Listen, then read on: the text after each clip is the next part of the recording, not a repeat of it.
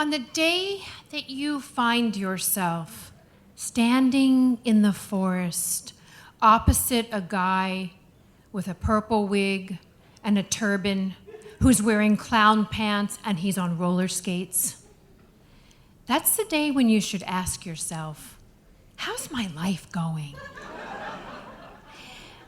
And the answer was not so great. I had been really stressed out from work.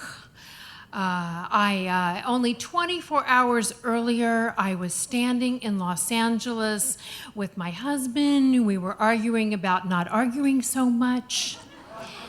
All communication with my teenage son was down to the one word, what? The staple of the teenage vocabulary. My cats weren't speaking to me.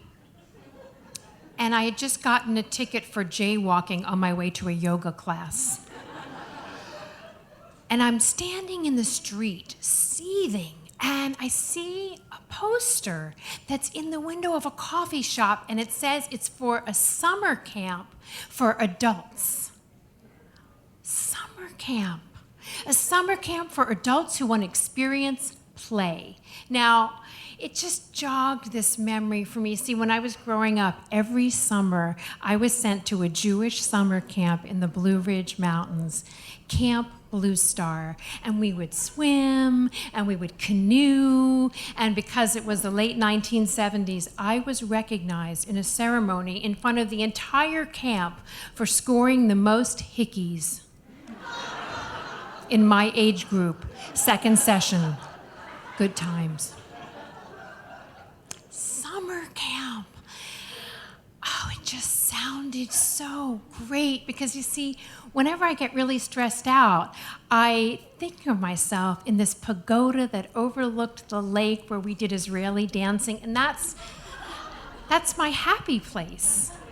So I thought, I've got to go to summer camp. So I go home and I Google the camp, and it looks, campy, right? There's people doing archery, there's people in the mess hall, and in the way that the internet can just make things so easy for you, in just one click, I was going to summer camp.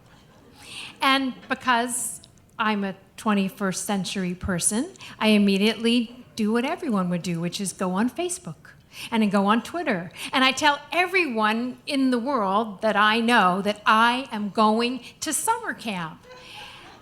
And that's when I look a little closer and I see that this summer camp isn't local to me. It's located in Northern California. And it's going to mean taking a plane to San Francisco, renting a car, and driving 3 hours into the wilderness. But I had already clicked on that non-refundable ticket, and I put it on Twitter. And when you put something on Twitter, you can't take that back. And that's how I ended up standing there in the forest opposite this guy who tells me that I should call him Honey Bear. And then he says he wants to go over the rules of the camp that were written on the website that I didn't read because I've been to camp. I mean, I got it. It's camp, right?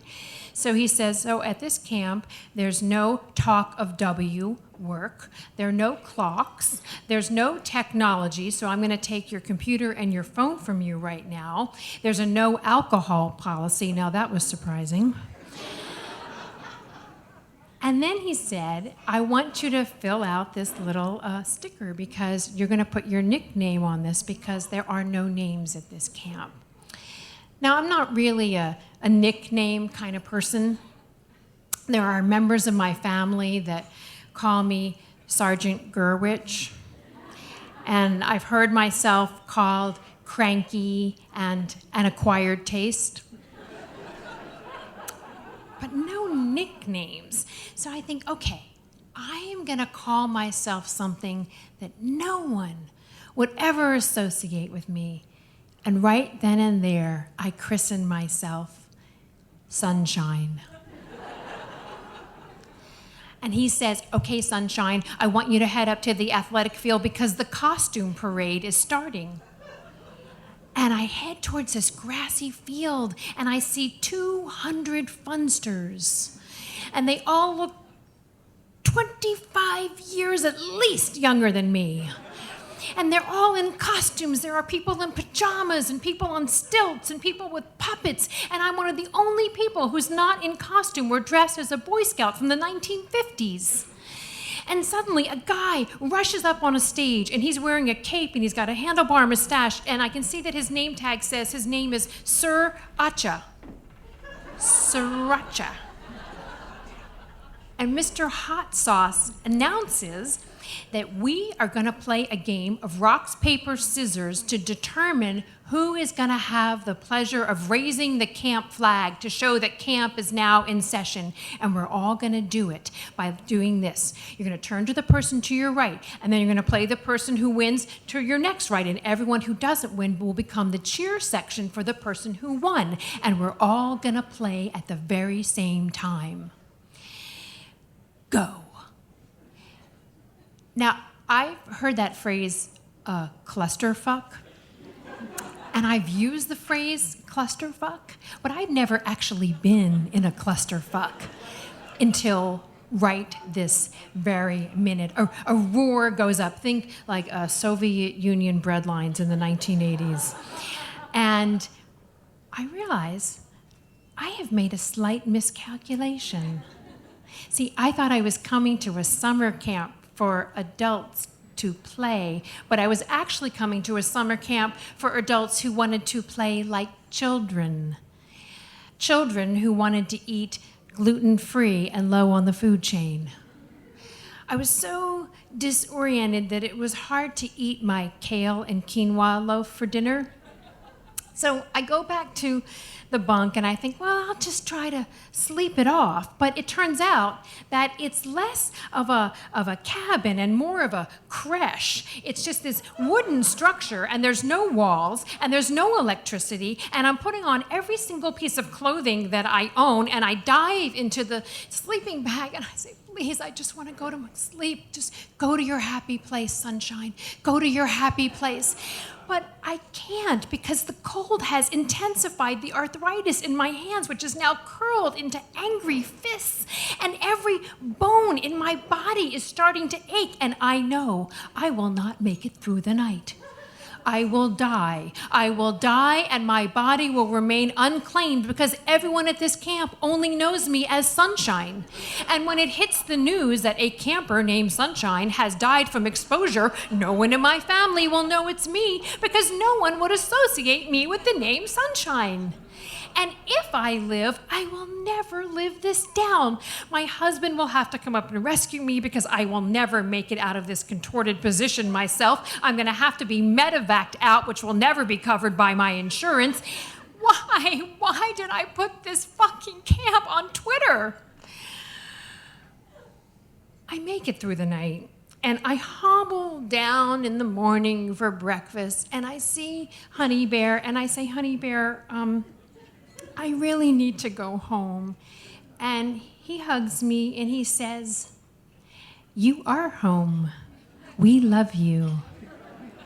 And that's even more frightening than everything that has happened before. He says, oh, just don't go yet. Just go take a workshop. There's two of them. You could take survival skills, or you could take ukulele for dummies, and it's bring your own uke. I didn't have my uke with me. And I chose survival skills. So I head up to this plateau, and there's 25 of us, and we're waiting for the instructor. And we're waiting, and we're waiting. And finally he comes and he says, oh, I overslept the no clock policy in action. And he says, but I was going to teach you some really great survival skills. I was going to teach you how to make a snare, and I was going to teach you how to make fire from rubbing two sticks together, but you know, there's no time now. And besides, if you're ever really in a bad situation in the woods where you need to make fire by rubbing sticks together, you're better off just running. And I think, wow, I actually am learning a great survival skill. The most important thing to do if you're ever in the wilderness is always wear a watch. And then he wants to share some wisdom that he's learned from the forest, and he starts to tell us how we shouldn't believe the scientists. No, man has been walking on the earth since the dinosaurs. And then he tells us that he would like to invite us to do a Native American sweat lodge, something he has just learned how to do himself. And he is inviting the 25 of us to get inside this 2-foot by 2-foot yurt, and we're going to stay in there, and it's going to be superheated, and we're going to have this ceremony, and with complete strangers, we're going to be sweating together for God knows how long, and when he asks who wants to do it, I'm the first one to put her hand up because it sounds so warm. And so we enter the yurt, crawling on all fours through the mud, saying in the native Lakota, "Mitaki Oasin," all my relations, just as we're instructed to do. And then our instructor, he adds the superheated volcanic rocks into the fire pit, and he wets them, and steam comes up. And soon there's drumming, and there's chanting, and it's so loud, it's deafening, and this goes on and on for 3 rounds of invoking the Great Spirit. And by now, we've been in there for, 5 hours, 5 minutes. Nobody knows because there's no clock. How hot is it? Nobody knows. There's no technology. It's like 160 degrees, and our numbers are halved, and the ones of us that are left, he says, you are all warriors, and I'm going to invite you to offer up a prayer. And I don't know what it was, but at that moment, I wanted to be one of them. I wanted to be one of those hipsters, and I start racking my brain. I want to sing something that shows them that I am cool, I am eclectic, I occasionally eat low on the food chain, that when I was their age, I was in a punk band. And I start racking my brain. Should I do a little Leonard Cohen? Should I do a little Fleet Foxes? Maybe a little Neutral Milk Hotel? I have a teenage son. I know these things. And when the ceremonial drum gets passed to me, what comes out is Hava Nagila.